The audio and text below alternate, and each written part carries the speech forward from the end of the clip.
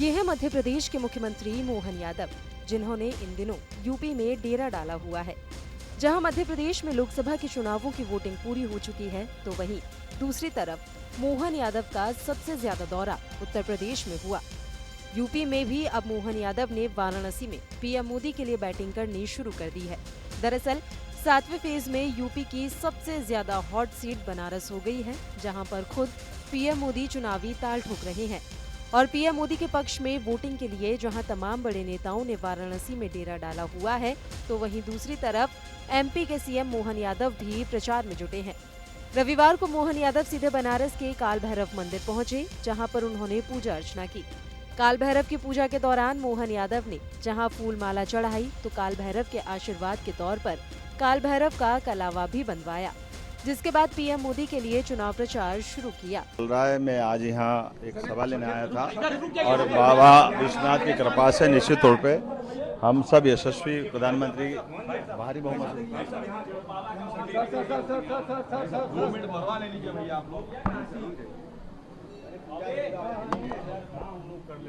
पहली बार आप आए यहाँ पे, हो गया प्रधानमंत्री जी का ये संसदीय क्षेत्र है, आप क्या कहना चाहेंगे? यशस्वी प्रधानमंत्री विजय भव और पूरा बनारस और पूरा देश मोदीमय माहौल है। पूरा देश मोदीमय माहौल में है। मैं निश्चित रूप से कह सकता हूँ कि प्रधानमंत्री जी भारी बहुमत से जीतेंगे। लेकिन मोहन यादव का वाराणसी में इतना जोरों शोरों से प्रचार प्रसार कई मायनों में खास है। समीकरणों को देखें तो वाराणसी में 1 लाख के करीब यादव वोटर हैं, जो अपने आप में बेहद खास हो जाते हैं। यहाँ कुर्मी समाज के मतदाताओं की संख्या सबसे ज्यादा है। रोहनिया और सेवापुरी में कुर्मी मतदाता काफी संख्या में हैं। इसके अलावा ब्राह्मण और भूमिहारों की भी अच्छी खासी तादाद है। वाराणसी के लिए वैश्य, यादव और मुस्लिम मतदाताओं की संख्या भी जीत के लिए निर्णायक साबित होती है। यहाँ 3 लाख से ज्यादा गैर यादव ओबीसी वोटर हैं, 2 लाख से ज्यादा वोटर कुर्मी जाति के हैं, 2 लाख वैश्य वोटर हैं, 1.5 लाख भूमिहार वोटर हैं। इसके अलावा वाराणसी में 1 लाख यादव और 1 लाख अनुसूचित जातियों के वोटर हैं। बता दें कि जहां बीजेपी के लिए वाराणसी जीतना तो जरूरी है ही, साथ ही साथ टारगेट ये भी है कि पीएम मोदी की जीत देश में सबसे बड़ी जीत हो। इसलिए मोहन यादव का वाराणसी दौरा बेहद खास हो जाता है। वहीं यहां पहुंचे मोहन यादव ने विपक्ष पर निशाना साधते हुए जो बातें कही, वो भी बेहद खास रही। भगवान राम और कृष्ण की धरती कौन है, बताओ, ये जानकारी है कि नहीं है? लेकिन नहीं मालूम है तो किसको नहीं मालूम है? ये कांग्रेस और ये इनकी साथ वालों को मालूम।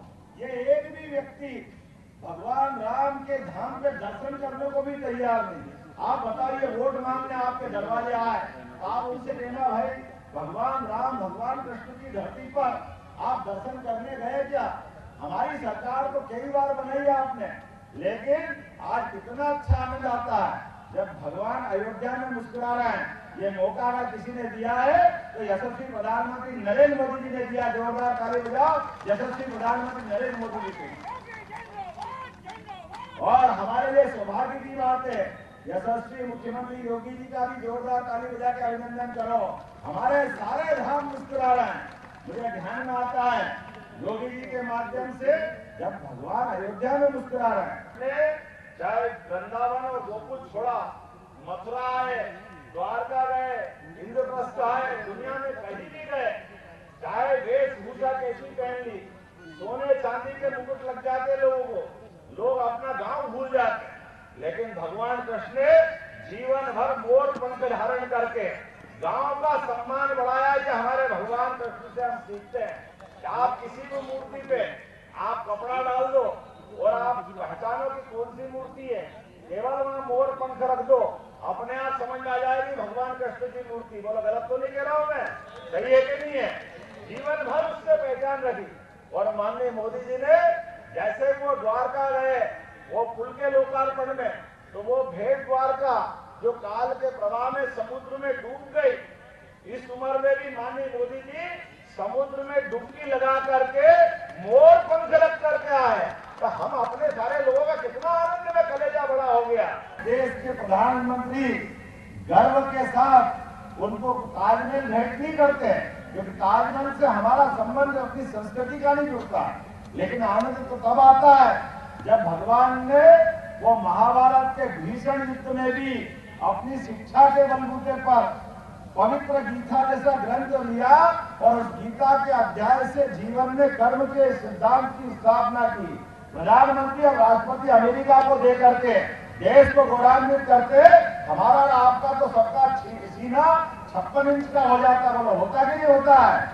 हमको आनंद आता कि नहीं? बोलो कृष्ण कन्हैया लाल की। इतना तो आपको हमारा ये वीडियो कैसा लगा हमें कमेंट बॉक्स में जरूर बताएं। देश दुनिया की तमाम और यूपी उत्तराखंड की हर छोटी बड़ी खबरों के लिए न्यूज़ स्टेट चैनल को सब्सक्राइब करना ना भूलें।